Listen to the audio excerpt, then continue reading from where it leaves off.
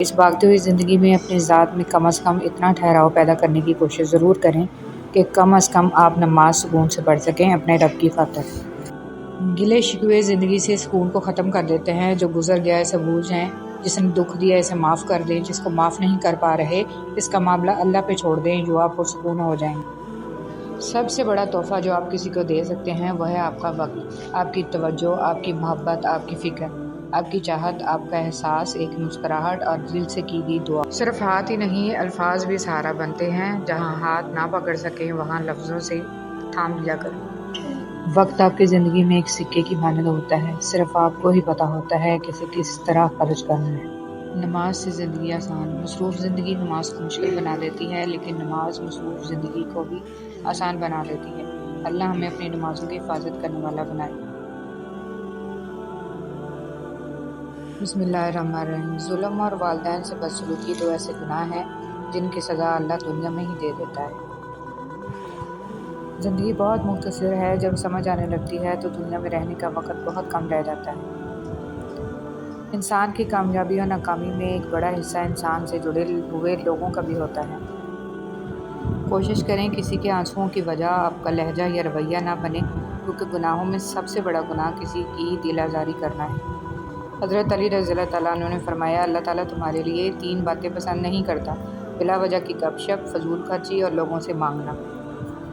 کچھ لوگوں کو ہم عزت دینا چاہتے ہیں مگر وہ اپنے رویے سے ثابت کر دیتے ہیں کہ انہیں اس کی ضرورت نہیں۔ جو تکلیفیں پہلے آئی تھیں کیا وہ یاد ہیں تمہیں؟ وہ کس نے مٹائی تھی؟ اللہ نے نا۔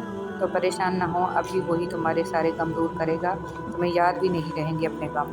اللہ کے دربار میں حاضر تو سبھی ہوتے ہیں مگر راستے الگ الگ ہیں۔ کچھ لوگ دکھ کے دروازے سے داخل ہوتے ہیں، کچھ صبر اور شکر کے دروازے سے۔ میاں بیوی کا رشتہ دنیا کا واحد رشتہ ہے جسے اللہ تعالیٰ نے اپنی نشانیوں میں سے ایک نشانی کہا ہے، اور کسی رشتے کو اللہ نے اپنی نشانی نہیں کہا، کیونکہ یہی رشتہ معاشرے کی بنیاد ہے۔ اللہ پاک تمام میاں بیوی میں حقیقی محبت پیدا فرمائے اور شیاطین کے شر سے محفوظ رکھے، آمین۔ مخلص شخص ہر بار خاموشی اختیار کر لیتا ہے، اس لیے نہیں کہ وہ بزدل ہوتا ہے بلکہ اس لیے کہ اسے اس کا ضمیر اجازت نہیں دیتا کہ وہ اپنوں کو انہی کے لہجے میں جواب دے۔ لوگ کبھی نہیں بدلتے، دراصل ان کا انٹرسٹ ختم ہو جاتا ہے یا پھر انہیں کچھ اور انٹرسٹنگ مل جاتا ہے۔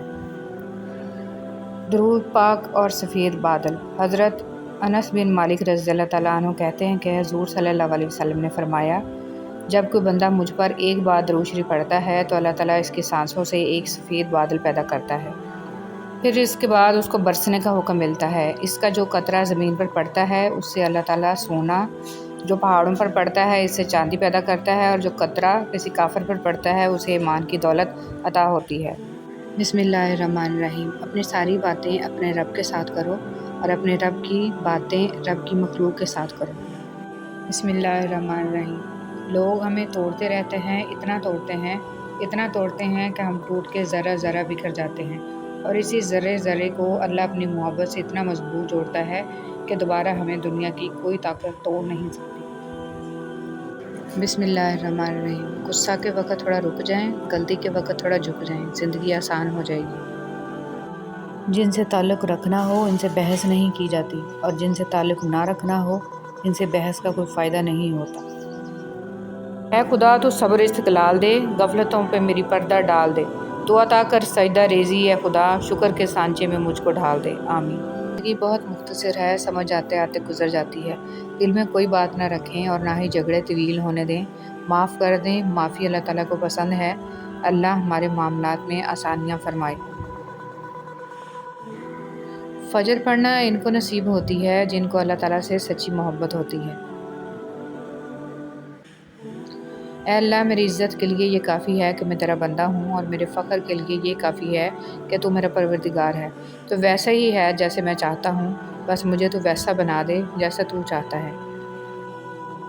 مایوس ہونا چھوڑ دیں، کیونکہ جو دروازے زمین والوں کی تدبیروں سے بند ہوتے ہیں ان سے بڑے دروازے آسمان والے کے فضل و کرم سے کھلتے ہیں۔ ایسا کچھ نہیں جو میرے رب سے پوشیدہ ہو، اور ایسا کچھ بھی نہیں جو اس کے اختیار سے باہر ہو۔ آپ کسی کو بھی زبردستی 2 کاموں کے لیے مجبور نہیں کر سکتے، ایک محبت اور دوسرا عبادت، دونوں دل سے ہوتی ہیں اور دونوں کا رشتہ روح سے جڑا ہوتا ہے۔ नसीहत वो सच्ची बात है जिसे हम गौर से नहीं सुनते, और गीबत वो बदतरीन धोखा है जिसे हम पूरी तवज्जो से सुनते हैं।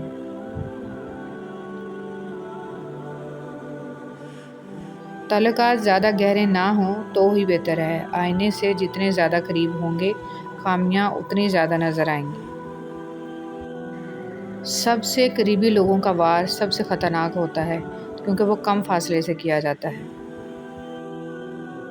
आप 40 आलिमों को एक दलील से हरा सकते हैं, लेकिन एक जाहल को 40 दलीलों से भी नहीं हरा सकते। मौलाना रूमी रहमतुल्लाह अलैह। भूल जाना एक अच्छी आदत है। लोगों के बुरे रवैये, बुरे सलूक, परेशानी वाली यादें, मुश्किल हालात भूल जाएं और नए सिरे से, नए अज़म से ज़िंदगी शुरू करें। सुख और दुख अपनी तकदीर से मिलते हैं। अमीरी और गरीबी से इसका कोई लेना देना नहीं। रोने वाले आलीशान महलों में भी रोते हैं, और जिनकी किस्मत में खुशियाँ लिखी हों वो झोंपड़ी में भी हंसते हैं। जिनके दिल हसास होते हैं उनके आंसू कभी भी ज़ब्त के हाथ नहीं आते।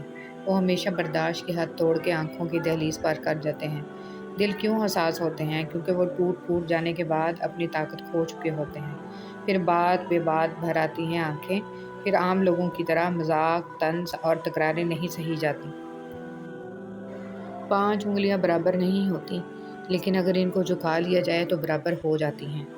बाज़ औक़ात ज़िंदगी तब आसान हो जाती है जब हम झुकते हैं और नरम रवैया इख्तियार करते हैं। किसी से फ़ोन पर बात करें तो दुआ दें, कोई आपको तोहफ़ा दे तो दुआ दें, कोई आपका काम कर दे तो दुआ दें, किसी के पास कोई नेमत देखें तो दुआ दें। लोगों के लिए गायबाना दुआ करें। जो किसी के लिए दुआ करता है, फ़रिश्ते इसके लिए दुआ करते हैं। तो बस आप अपनी दुआओं में दूसरों को भी याद रखें। अल्लाह हम सबसे राज़ी हो। आमीन या रब्बुल आलमीन।